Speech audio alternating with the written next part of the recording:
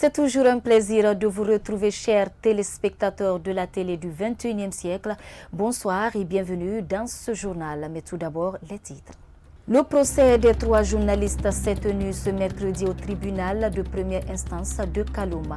Moussa Moïsila, Youssouf Boundoussila et Ibrahima Souri Traoré sont poursuivis pour diffamation dans l'affaire de détournement présumé de 200 milliards de francs guinéens par Zenab Nabaya Dramé, ministre de l'Enseignement technique, de la formation professionnelle et de l'emploi.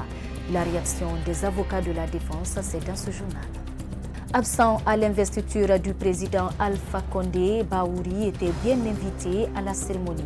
Mais le président de l'UDRG n'a pas fait le déplacement. Les détails, c'est dans cette édition d'information. Sport, le Louba FC de Télimélé compte gagner à tout prix face à l'association sportive de Kaloum ce jeudi 17 décembre 2020 au stade de la mission de Kaloum. Les échos, c'est dans ce journal. Bonsoir et bienvenue. En bref, à Sigiri, une gendarmerie a été attaquée, faisant un mort et 2 gendarmes blessés. Les faits se sont produits dans la nuit du mardi 15 décembre 2020 dans le district de Balato, relevant de la sous-préfecture de Kintinia. Selon nos informations, des jeunes en colère se sont déchaînés sur le poste de gendarmerie pour sortir un présumé voleur de moto dans le but de le lyncher. Le refus des agents a provoqué des accrochages. Les jeunes ont réussi à extraire le présumé voleur des mains des gendarmes. Ils l'ont battu à mort, blessant également 2 gendarmes avant de saccager le poste de gendarmerie. Je vous le disais dans les titres initialement prévus lundi, le procès des 3 journalistes s'est tenu ce mercredi au tribunal de première instance de Kaloum. Il s'agit de Moussa Moïsila, Youssouf Boundoussila et Ibrahima Souri Traoré sont poursuivis pour diffamation dans l'affaire de détournement présumé de 200 milliards de francs guinéens par Zenab Nabaya Dramé, ministre de l'Enseignement technique, de la formation professionnelle et de l'emploi. À l'absence de la partie civile, la juge a mis l'affaire en délibéré le 22 décembre prochain. Suivez Maître Salif Beavougui, avocat de la défense. Si le procureur n'est pas allé par 4 chemins pour dénoncer cette procédure, qui n'en est pas une et qui ne doit pas exister, en raison du fait que son parquet a déjà ouvert une information judiciaire auprès du doyen des juges d'instruction pour enquêter autour du détournement des 200 milliards reprochés à X. Donc pour lui, il ne doit pas y avoir une procédure dans une autre procédure. Il est déjà saisi, il a pris les dispositions, il faut attendre que cette procédure parte jusqu'au bout avant que toute personne suspectée ne s'en prenne à un journaliste ou des journalistes qui en réalité n'ont été que des indicateurs, que des sources. Il faut dire que la partie civile, Zenab Nabaya Dramé et son avocat ont brillé par leur absence. La défense, elle, applaudit cette position du parquet, mais elle souhaite le respect des préalables d'une telle procédure. Suivez à nouveau Maître Salif Beavougui. Nous avons pris acte de cette sortie merveilleuse de M. le procureur de la République que nous avons applaudi, parce que c'est à cela qu'on devait s'y attendre. Mais nous sommes dans une procédure particulière. C'est la partie civile qui a cité. Nous sommes en matière de citation directe, conformément aux dispositions de l'article 460. La première audience est consacrée à la fixation de la caution. Quand la caution est acquittée par la partie civile au greffe, l'audience qui suit maintenant entraîne soit l'ouverture des débats, et ces débats peuvent tourner autour de la forme comme du fond. Cellou Dalein Diallo a animé un point de presse ce mercredi 16 décembre 2020 à son domicile privé à Dixine. Il continue de clamer sa victoire à la présidentielle du 18 octobre dernier. Il appelle ses militants et ses alliés à continuer le combat. Suivez. Aujourd'hui, il ne s'agit plus de démontrer que nous avons gagné cette élection. Il s'agit de renforcer notre organisation pour imposer le respect de la vérité des urnes et la reconnaissance de notre victoire. Dans ce noble combat pour la démocratie et la justice, nous faisons désormais face à un véritable terrorisme d'État instauré par Alpha Condé, terrorisme d'État qui se traduit par l'usage abusif de la force au détriment du droit. Investiture d'Alpha Condé, on en parle dans son discours. Le président de la Cour constitutionnelle a apporté des précisions sur les attentes de la population quant au troisième mandat contesté d'Alpha Condé. Par la même occasion, le locataire du palais Sékou Touré a réitéré son engagement à travailler pour tous les Guinéens. Reportage Ibrahima Soribari et Moustapha Diani. Après sa prise de fonction, Alpha Condé fait face à d'énormes obligations. Le président de la Cour constitutionnelle interpelle le locataire de Sékou Touré pour les 6 prochaines années. Remédier aux maux dont souffre la justice, aux fins d'une justice sociale. Fournir à la moyenne chaumière de notre pays les fondamentaux d'une vie normale, l'eau et l'électricité. Permettre à chaque Guinéenne et Guinéen de s'instruire et de se soigner à moindre coût. Ce sont là, Monsieur le Président de la République, les attentes légitimes du peuple de Guinée. Alpha Condé s'engage à être le président de tous les Guinéens et travailler dans l'intérêt de tout le peuple de Guinée. Dans la réalisation de notre idéal commun, personne ne sera oublié. Aucune partie du pays ne sera exclue. Chaque Guinéen aura sa place, car c'est ensemble que nous pourrons surmonter les difficultés d'aujourd'hui et relever les défis de demain. Au-delà de cet engagement, Alpha Condé promet de faire en sorte que le futur gouvernement réponde aux attentes de la population.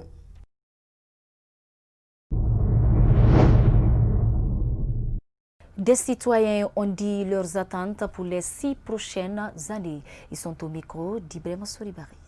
Je crois que c'est une journée mémoriale parce que la Guinée s'inscrit dans une autre phase de l'histoire de notre pays, puisque c'est la 4e République pour un premier mandat. Donc je crois que le compteur est revenu à zéro, comme nous l'avons toujours dit auparavant. Le peuple de Guinée aujourd'hui est en train de fêter parce que nous avons un président que nous avons élu à majorité. Donc déjà c'est une satisfaction pour tout le peuple de Guinée. Le message ultime que moi je peux lancer à l'endroit de la population guinéenne en général et celle de Kaloum en particulier, c'est de privilégier le dialogue social. C'est de consolider la paix, l'unité nationale, la fraternité pour une prospérité partagée. Avant son investiture, il a dit quelque chose. Tout ce qu'il a dit là, il faut que les choses là soient appliquées en lettres. Pour que ça soit appliqué en lettres, c'est-à-dire les détournements là, je ne sais pas, il y a des choses qu'il faut interdire dans ce pays-là. Qu'il doit interdire dans ce pays-là. On n'a qu'à le faire.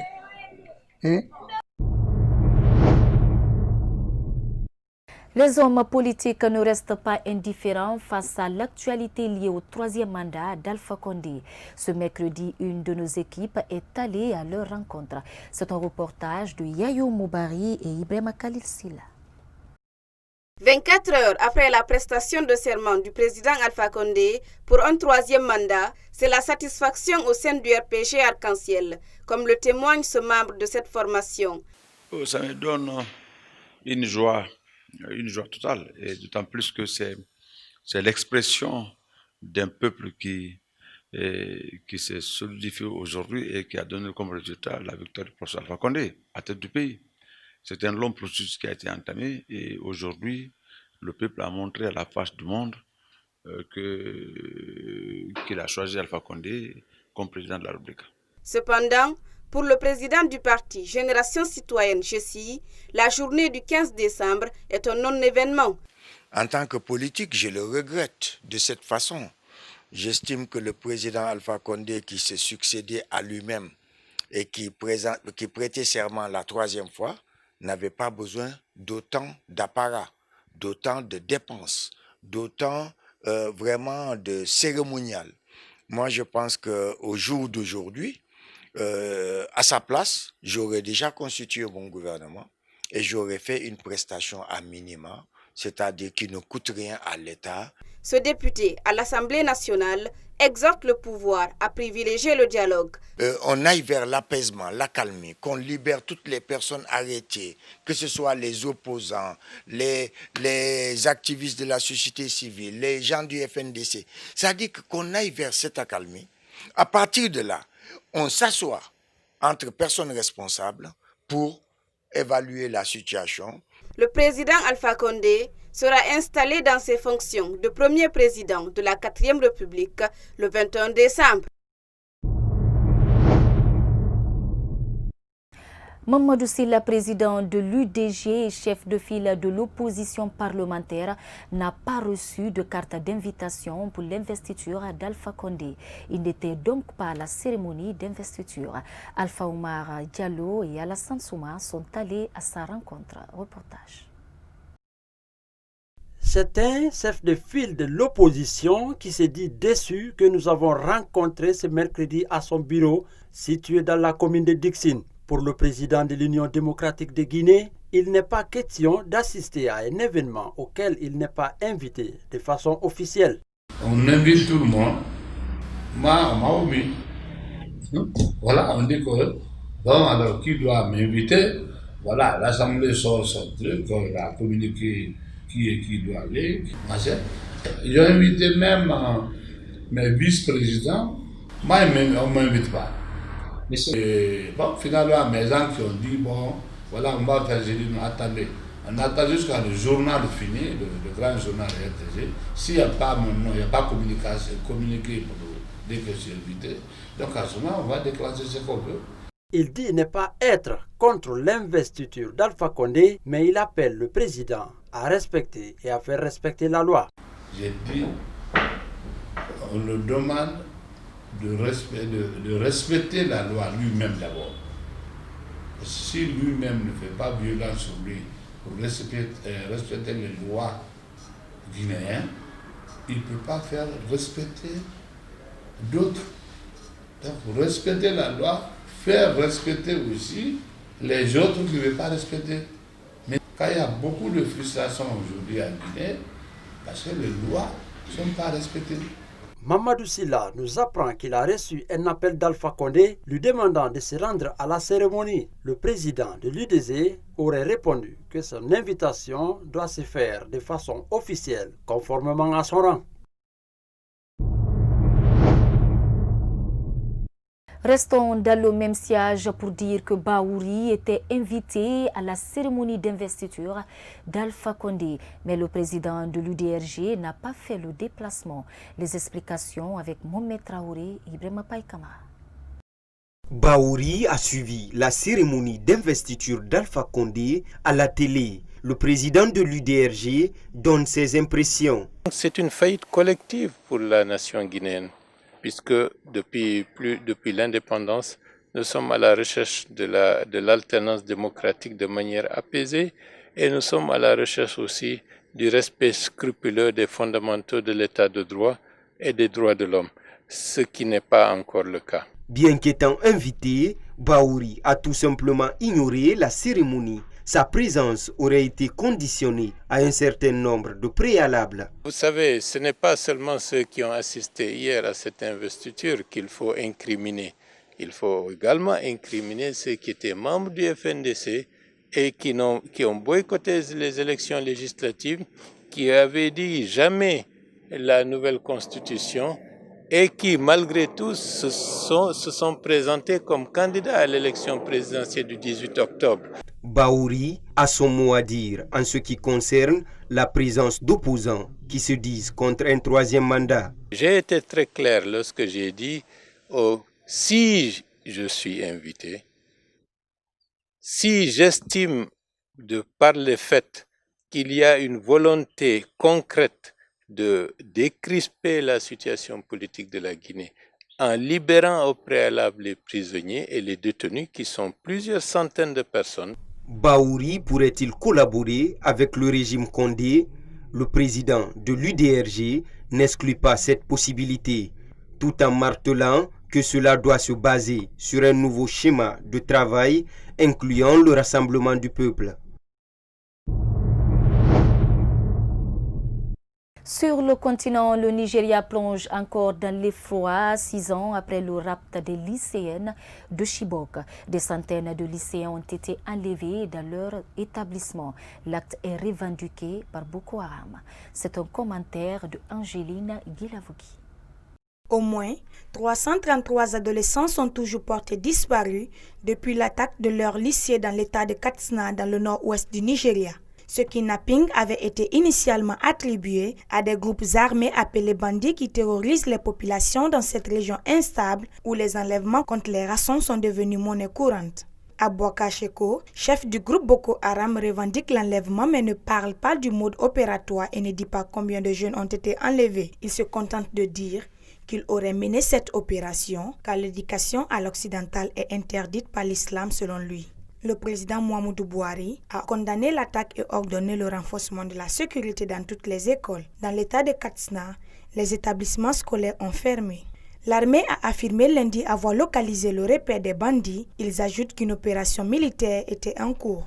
Cet enlèvement rappelle celui de 2014, pendant lequel le chef de file de Boko Haram avait été responsable de l'enlèvement de 276 lycéennes à Chibok, déclenchant une vague d'indignation mondiale. Ailleurs réticent au début, Mitch McConnell, le chef de la majorité républicaine au Sénat, s'est finalement plié à l'évidence et a décidé de féliciter Joe Biden et Kamala Harris pour leur victoire à la présidentielle des États-Unis. C'est un commentaire de Kadia Toubari.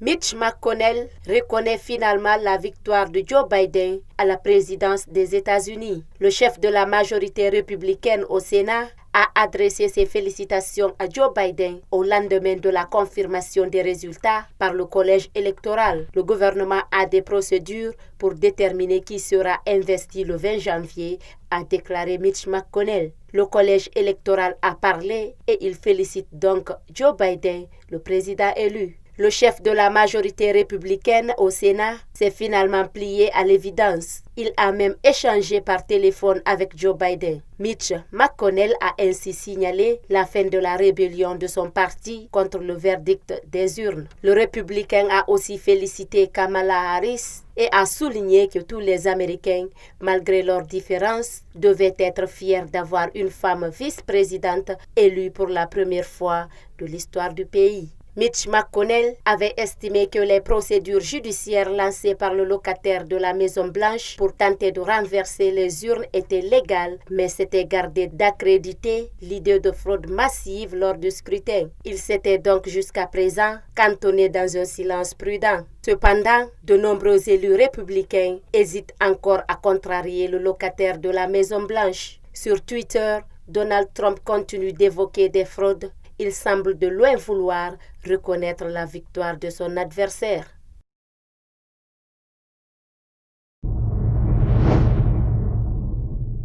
Je vous le disais également dans les titres sport, le Louba FC de Télimélé s'oppose à l'association sportive de Kaloum ce jeudi 17 décembre 2020 au stade de la mission de Kaloum. Un match comptant de la 6e journée du championnat Ligue 1 guinéen. Ibrahima Diallo et Ibrahima Khalil Silla. Après avoir tenu en échec le champion en titre, le Louba FC de Télémélé s'oppose ce jeudi 17 décembre 2020 à un autre grand ténor du championnat. Il s'agit de l'association sportive de Kaloum au stade de la mission. Conscient de l'enjeu de cette rencontre, son entraîneur s'est dit confiant. Oui, on sait que ça va être très difficile, mais nous, c'est le même scénario. La manière nous avons en tout cas tenir le lauréat, le champion en titre, comme vous le dites.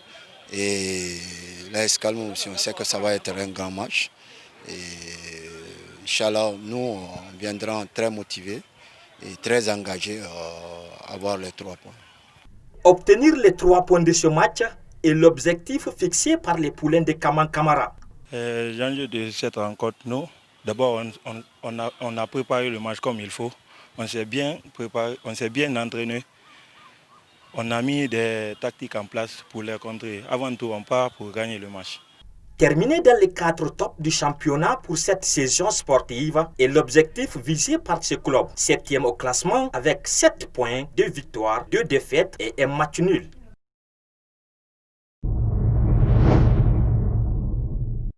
Voilà, c'est ce Télémonde de sport qui mène terme à cette édition d'information. Merci à tous de l'avoir suivi et les infos continuent sur la télé du 21e siècle. Au revoir.